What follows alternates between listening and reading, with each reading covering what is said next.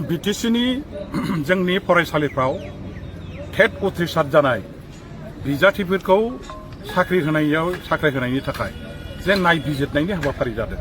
बे हाबाफारिया मालांखावनो जोङो फोजोबनानै लानो हाबाय।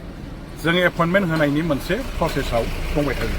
खिन्थु खाफाल गाज्रि बाथ्राया जाबाय थांनाय UPPLनि आमोलावनो सुप्रिम कर्टआव मोनसे केस दङमोन निउसफोरनि जायफोर केन्डिडेटफोर बे निउसनि डिग्री लानाय क्वालिफाइड जायफोर माने केन्डिडेटफोर बिथांमोनहा माने 2024 ना मालाब्लानो थांनाय UPPL सरकारनि आमोलावनो बिथांमोनहा सुप्रिम कर्टआव केस होनानै दोनदों आरो गुवाहाटीयाव हाइकर्टआव केस होनानै दोनदोंमोन आरो गुवाहाटीनि हाइकर्ट सुप्रिम कर्टआ जोंनो मोनसे बिथोन होदों जे सुप्रिम कर्ट आरो हाइकर्टनि केसआ डिसमिस जायागौमानि बिटिसि सरकारा टेटनि जायफोर क्वालिफाइड अलरेडि भेरिफाइड जायफोरखौ जों नायबिजिरनानै फोजोबबाय मोनथावथाव केन्डिडेट हिसाबै जायफोरखौ जों दा सायख'नानै लानो हाबाय बिथांमोननो एपइन्टमेन्टखौ दानो होनो मोनथ'वा होननानै जोंखौ कर्टनिफ्राय बादा होदों।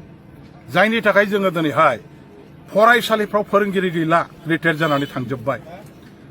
फरायसालिफ्राव फोरोंगिरि गैयिनि थाखाय फरायनायफ्रा दिनै ब्रेकडाउन जानो नागिरबाय, फरायसाफ्रा बिराद जारला जाबाय। बेखौ नुनानै जों गाबोन दिनैनो एपइन्टमेन्ट होनांगौ बेबायदि मोनसे थासारि जादों।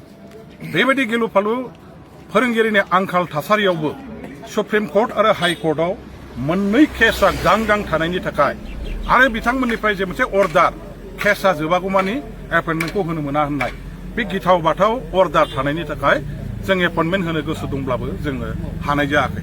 जों सेस्था खालामबाय थादों सुप्रिम कर्टनि केसआ बावैसो जोबगोन। हयथ' खनसेसो एफआइआर जाबानो जोङो बेखौ फोजोबनो हासिगोन आरो हाइकर्टनिखौबो जोङो हयथ'बा मास मोनसेसो हयथ' लाबावगोन। दा बेबायदि केसआ जेला जोबगोन सुप्रिम कर्ट आरो हाइकर्टआव जे दङ होमबानो जोङो अखानायैनिफ्रायनो जों एपइन्टमेन्ट होनायनि राहाखौ जों खालामगोन। गभर्नमेन्टआ एपइन्टमेन्ट होनो गोसो इच्छाकृत भाबै जोंनि क्वालिफाइड सेंग्रा सिख्लाफोरखौ केन्डिडेटफोरखौ जों एपइन्टमेन्ट होआखै बे नङा। आइन आदालतनिख्रुइ कर्टनिख्रुइ देरसिन रावबो गैया। सरकारा आइन आदालतनि अर्डारखौ अमायन' खालामनानै माब्लाबाबो खामानि मावनो हाया। दिनै एडुकेसन डिपार्टमेन्टआ मिथिगौ स्कुलफ्राव मास्टारफोर गैया, फरायसाफ्रा जारला जागासिनो दं, थाबैनो एपइन्टमेन्ट होनांगौ। जोङो होनो गोसो, हरसेनि गेजेरावनो जों होनो गोसो। खिन्थु दिनै आइन आदालत कर्ट कासारिखौ जोङो अपमान खालामनानै बिथांमोननि अर्डारखौ बारनानै रावबो सरकारा कोनो दिन कोनो लिडारा बेबायदि खामानि मावनो हायै जानायाव जोंनि एपइन्टमेन्टनि प्रसेसआ दिनै थाबथादों। गोसो गैयाब्लाबो जोङो दिनैहाय कर्टनि अर्डारखौ मानिनानै एपइन्टमेन्टखौ होनो हानाय जायाखै।